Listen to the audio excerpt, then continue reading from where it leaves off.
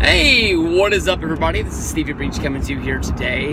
Tomorrow night on SmackDown, WWE is honestly giving us probably one of the biggest treats that we've seen on SmackDown in a long time. In my opinion, SmackDown has always been more of the real wrestling show. SmackDown and WWE, they've always sort of stuck to that, you know, the big entertainment kind of angles are going to go down on Monday Night Raw, but SmackDown is for more of like the real wrestling fan that, you know, just sort of wants to see wrestling. There's always going to be some sort of angles going on, but it's not, you know, filled with the celebrities or like the one and done kind of guys. It's, you know, the guys on the roster that are really trying to build up.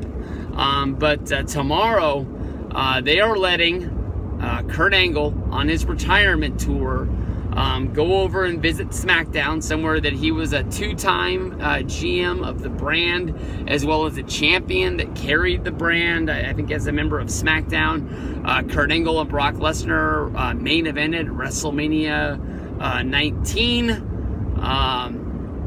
And, you know, Kurt was involved in a lot of other matches, like the one where Rey Mysterio ended up winning the championship at WrestleMania 20. You know, he brought a lot of fanfare to SmackDown, and he was a big piece of SmackDown being a really good show that, in a lot of people's opinions, was better than Monday Night Raw. But, you know, we'll see what goes down tomorrow, but I think this is a really big match. I'm hoping that they're not just giving us the match and it's going to turn into some sort of an angle where basically Randy Orton breaks up the match, or maybe even Baron Corbin shows up and it ends up being it. But tomorrow night, we're going to get AJ Styles versus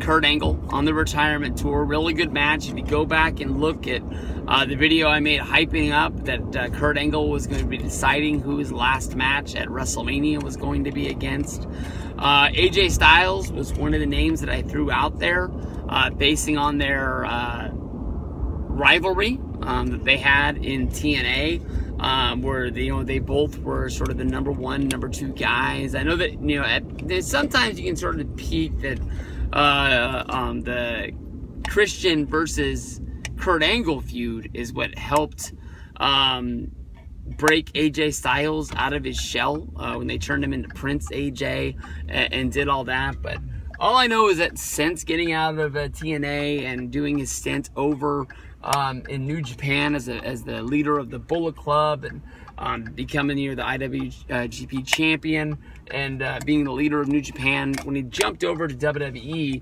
even though it looked like, you know, he had the big Rumble debut, but then he had the matches against, you know, Chris Jericho before finally winning the championship against Dean Ambrose at Backlash, and then he had the matches against Cena.